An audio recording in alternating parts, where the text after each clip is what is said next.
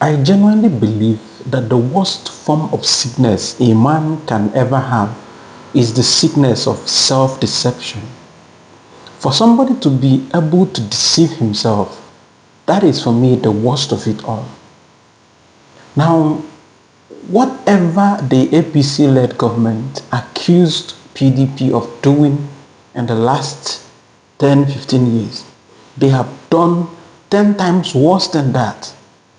Corruption tripled, the prices of food, everything they criticized them, everything that caused the Operation Occupy Nigeria in 2012 is happening even 10 times more now.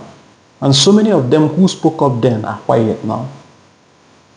In the Diary of a Broken Man today, we discuss the economic policies of the APC government and the effect it has on Nigerians. Welcome. Remember to subscribe, to like, share, and comment. Conglomerate of these issues in the video going forward. So I will explore antecedents of the subsidy removal, its fallouts, Tinubu's approach, the resulting hyperinflation reaching 35% and above, alternatives like modular refineries, and insights like the National Bureau of Statistics (NBS) inflation report. So first of all, we talk about antecedents of fuel subsidy removal. That's the first thing we talk about now. Nigeria's fuel subsidy regime dates back to decades, designed to control or keep petrol prices artificially low for consumers in an oil-rich nation like Nigeria. By the early 2000s, the country's 4 state-owned refinery, Port Harcourt, Warri, and Kaduna, were largely inoperative due to poor maintenance and mismanagement, forcing Nigeria to export crude oil and import refined petroleum products. Subsidies ballooned as a means to offset these import costs, costing the government upwards of 10 billion annually, at least as at 2022. The Nigerian National Petroleum Company Limited (NNPCL), responsible for managing this system, saw its remittance to the federal government dwindle as subsidy payments consumed oil revenues. Previous administrations, including the Goodluck Jonathan of 2012, Muhammadu Buhari from 2019, attempted subsidy removal. I remember we said in 2012, the current APC government led a protest against PDP's Goodluck led government then, accusing him of, stifling the growth of Nigeria, trying to spoil. There was nothing they didn't accuse him of. He was so extreme at that point. Unfortunately, the same APC government now doesn't want criticisms. Anybody that rises up to criticize them now is either attacked or maligned in one way or the other. That is their own method. So they can't take half of what they dish out. Is it not funny? Nigeria's economic landscape has undergone significant shifts in recent years, with the 2023 fuel subsidy removal under President Bola Ahmed Tinubu marking a pivotal and contentious moment. Because if you remembered back in 2012, the same President Bola Ahmed Tinubu with his cohort in APC led the protest of Occupy Nigeria, protesting, and together with some other people, I remembered when they wrote letter to, I think, Oxford to revoke the honorary doctorate of the then Minister of Finance. Everything was just going bizarre back in 2012. It was amazing. And all of a sudden, the fuel subsidy became the savior. The same thing they criticized.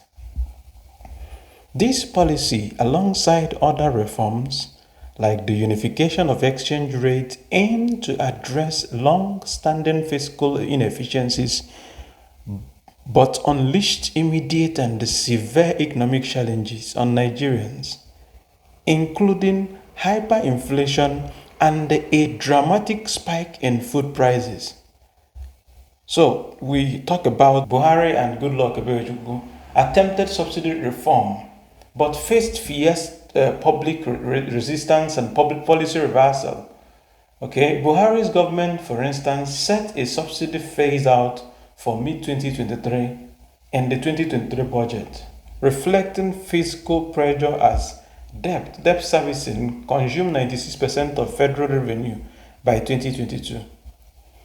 Corruption further complicated the system, with a 2012 parliamentary report uncovering 6 billion in fraudulent subsidy claims, benefiting a select few rather than the broader populace of Nigerians.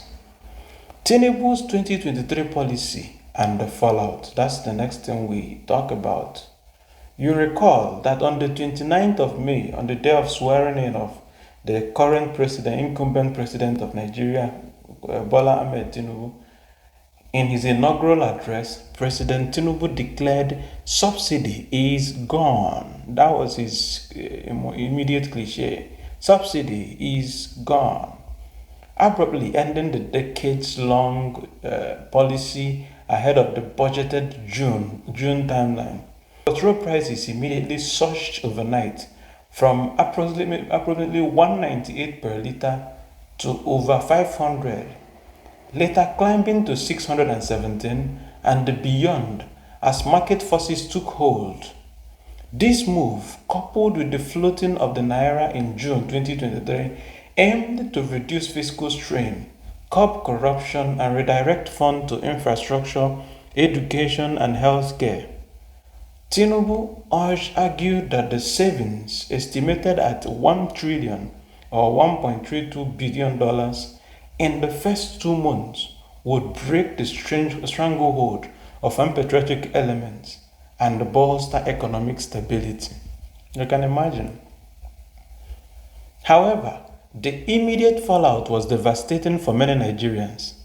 Transportation costs soared, electricity prices soared, reliant on petroleum generator due to unreliable grid, because national grids keep falling every Eke market day.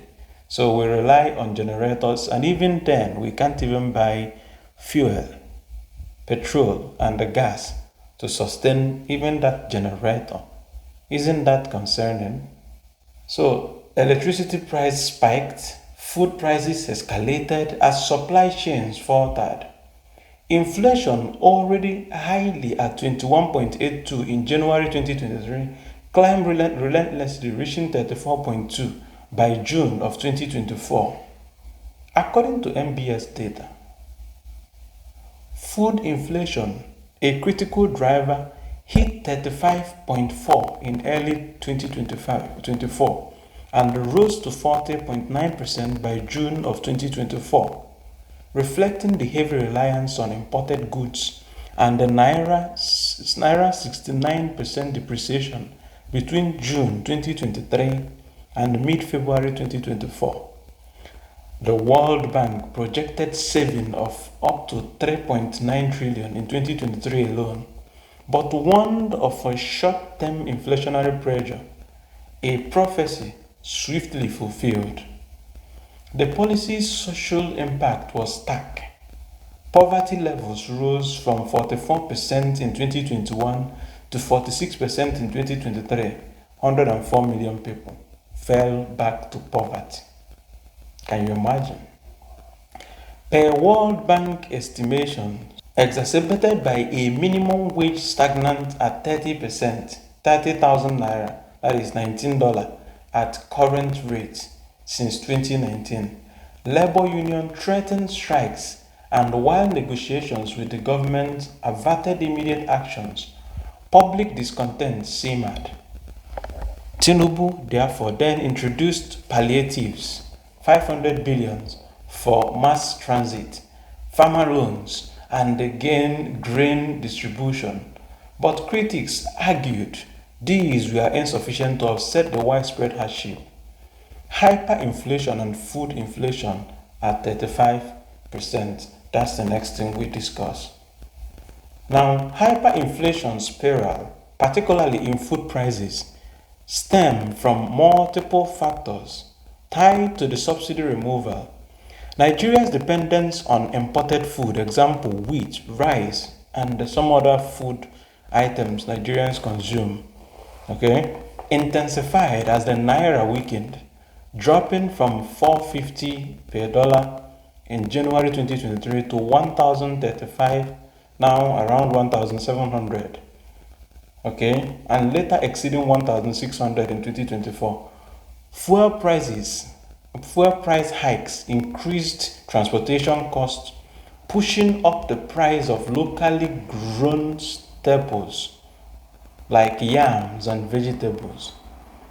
NBS report highlights food inflation as the dominant contributor to headline inflation, accounting for over 50% of the CPI basket before a 2024 rebasing reduced its weight to 40%. By January 2025, after rebasing, food inflation stood at 26.08, still a crushing burden despite the statistical adjustment. This hyperinflation risks stagflation. High inflation paired with stagnant growth as unemployment hovers near 40%. KPGM report 2023. And the purchasing power erodes. Remember, it was a campaign promise fulfilled. We will reduce the purchasing power and widen tax net. We're already seeing it. It was a campaign promise, and we cannot say we didn't know. We knew all along because we heard it during campaign. Okay, the government's declaration of a food security emergency in mid-2023 and the plan to distribute grains and fertilizer have yet to yield significant relief, with 33.1 million Nigerians facing food insecurity in 2024. Alternatives to subsidy removal. Now, modular refineries and beyond critics argue that a phased approach or alternative strategies could have mitigated the fallout.